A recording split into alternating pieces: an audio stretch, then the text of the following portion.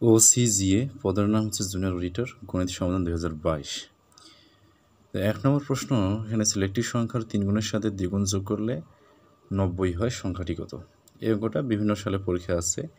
তো ধরি সংখ্যাটি সমান ক, তাহলে প্রশ্ন মতে সংখ্যাটি 3 গুণের সঙ্গে দ্বিগুণ যোগ করলে 90 হবে, এই জন্য 3 ক যোগ 2 ক সমান 90। এখানে যোগ করলে হচ্ছে 5 ক সমান হচ্ছে 90, তাহলে ক সমান 90 ভাগ 5, এটা হচ্ছে 18, তাহলে সংখ্যাটি হচ্ছে 18।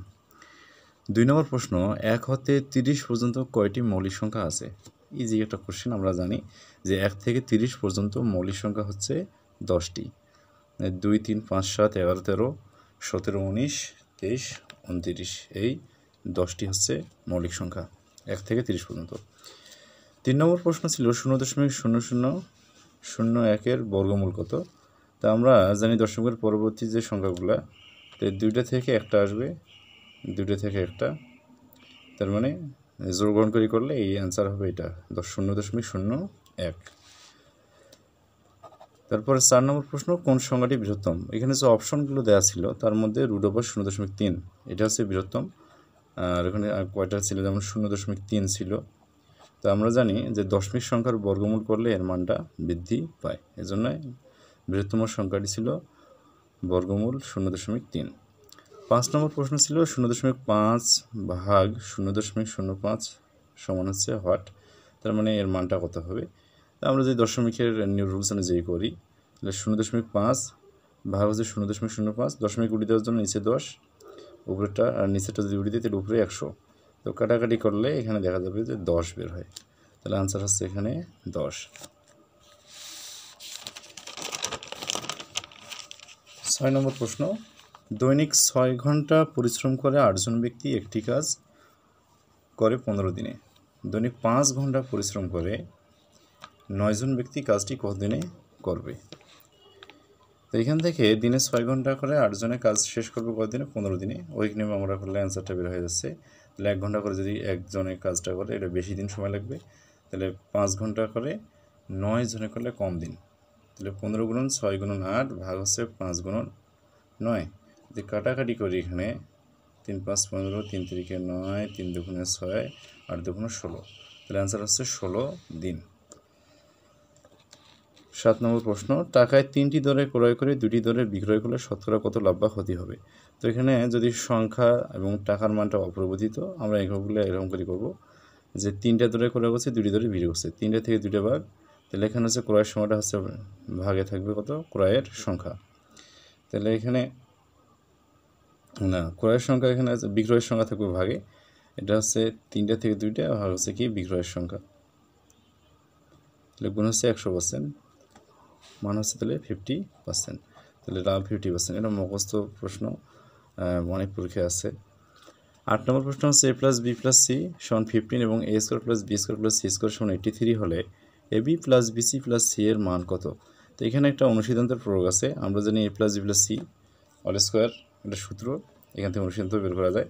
a + b + c whole square সমান হচ্ছে কি a² + b² + c² + 20ab + bc + ca, এটা হচ্ছে এখানে মেন সূত্র।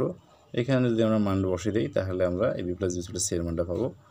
তো মান বসিয়ে দেওয়ার পরে এখানে ক্যালকুলেশন করিয়ে মানটা পেলাম 71, তাহলে ab + bc + c এর মান হচ্ছে 71। এরপরে যাই 9 নম্বর প্রশ্ন, 25 ফুট লম্বা একটি বাঁশকে এমনভাবে কাটা হলো যেন এক অংশ অন্য অংশের 1/4 হয়, ছোট অংশটির দৈর্ঘ্য কত ফুট? এখানে ধরে নেওয়া হলো একটি অংশ ক, তাহলে অপর অংশ অবশ্যই ক/4, তাহলে এখানে 2টা যোগ করলে হচ্ছে 25 সমান।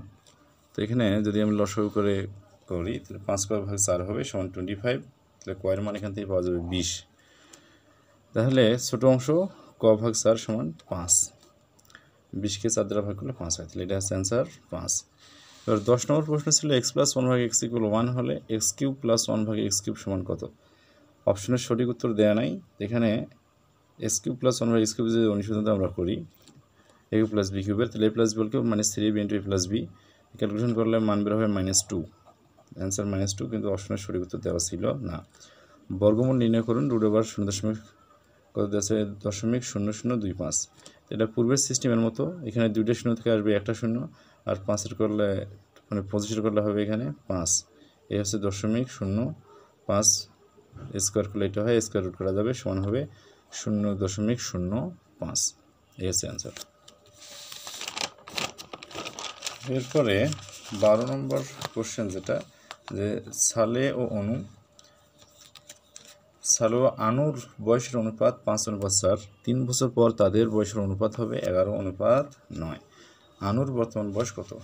ধরি দুজনের বয়সের অনুপাত, একজন 5x একজন 4x, অনুপাত থেকে ধরে নেওয়া হলো। প্রশ্ন মতে আমরা লিখতে পারবো 5x + 3 অনুপাত 4x + 3 = 11 অনুপাত কত 9। তো এটা ভাগ করে দিলে হবে এটা। এখান থেকে ক্যালকুলেশন করলে, আমরা যে ক্যালকুলেশন করলে এখানে x এর মান বের হবে 6।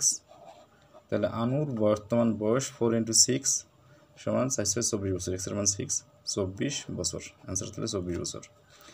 13 নম্বর প্রশ্ন ছিল, একটি আয়তক্ষেত্রের দৈর্ঘ্য 5% বৃদ্ধি করলে ক্ষেত্রফল শতকরা কত বৃদ্ধি পাবে? এই যে টাইপের প্রশ্ন আমরা যে শর্টকাট পদ্ধতি ইউজ করি, যেহেতু দৈর্ঘ্য বৃদ্ধি পেয়েছে, প্রস্থ অপরিবর্তিত, তাহলে এখানে 5% হচ্ছে দৈর্ঘ্য বৃদ্ধি নেব, আর 0% নেব প্রস্থ। 5 × 0 = 100, তার মানে 5% বৃদ্ধি পাবে। তাহলে ক্ষেত্রফল বৃদ্ধি পাবে এখানে 5%। তারপরে 14 নম্বর প্রশ্ন ছিল, 1250-কে ক দ্বারা গুণ করলে সংখ্যাটি পূর্ণবর্গ হবে। তো এখানে অপশনে যে সংখ্যাগুলো দেওয়া আছে তার মধ্যে 2 দ্বারা যদি গুণ করি তাহলে 1250 যদি গুণে 2500 হয়, যা একটা পূর্ণবর্গ সংখ্যা। তাহলে অ্যান্সার হচ্ছে 2, এখানে 2 হবে অ্যান্সার। 3টি ঘন্টা একত্রে বাজার পর তারা যথাক্রমে 2, 3 ও 4 ঘন্টা পর পর বাজতে লাগলো। একদিনে তারা কতবার একত্রে বাজবে? তো এখানে আমরা যদি 2, 3, 4-এর লসাগু করি তাহলে এটা হচ্ছে কত 12। তাহলে প্রশ্নে বলা আছে একদিনে কতবার বাজবে। তাহলে যেহেতু প্রথমবার একদিনে বাজছে, একত্রে বাজার পরে আবার 2, 3, 4 ঘন্টা পর বাজতে লাগলো। তো প্রথমবার বাজার পরে যখন 12 ঘন্টা হবে তখন একবার বাজবে, আবার 12 দিয়ে পরবর্তী সংখ্যা এখানে যদি 2 দ্বারা গুণ করা হয় 24 হয়ে যায়। তাহলে এটা কি হচ্ছে 24 যখন হবে, যখন 24 ঘন্টা অতিবাহিত হবে তখন একবার বাজবে। তাহলে এই 3 বার, তাহলে মোট 3 বার বাজবে একদিনে। 16 নম্বর প্রশ্ন, a - 5 × c + x = a² - 25 হলে a সমান কত? তো এখানে দেখা যাচ্ছে যে a + b × b সূত্র করলে এই মানটা পাওয়া যাচ্ছে, এখানে a এর মান 5। এবার 17 নম্বর প্রশ্ন, যে একটি মুদ্রা 2 বার নিক্ষেপে অন্তত একবার হেড ওঠার সম্ভাবনা কত? মানে একটা বার হইলে হেড উঠবে। তো আমরা যদি মুদ্রার নিক্ষেপের যদি ছকটা দেখি, এখানে অনুকূল সম্ভাবনা এখানে কত? একটা মুদ্রা একবার যদি আমরা টাচ করি, এটা হেড অথবা টেল উঠবে। আবার এখানে সম্ভাবনা কি, দ্বিতীয়বার জন দেবো, তাহলে হেড টেল। এখান থেকে অনুকূল যে মোট ঘটনাগুলা বা অনুকূল ঘটনা, এই যে HS, ST, TH, TT, তো অন্তত একবার হেড ওঠার ঘটনা দেখেন এখানে 3টার মধ্যে পাওয়া যাবে।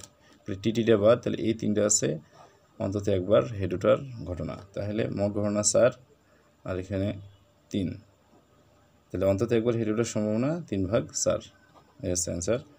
এই ছিল গুরুত্বপূর্ণ প্রশ্ন OCG এর 2022 সালে অনুষ্ঠিত MCQ পরীক্ষা।